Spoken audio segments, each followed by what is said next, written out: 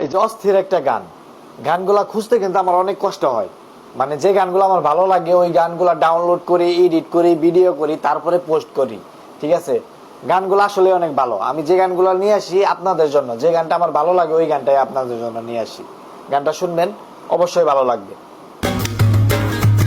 আমায় সে চায় তবু চায় না, তারে কেন ধরে রাখা যায় না।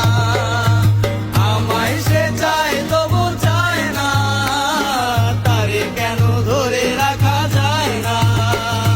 জীবন মরণেতে আমি যে তার, জীবন মরণেতে আমি যে তার, সে কি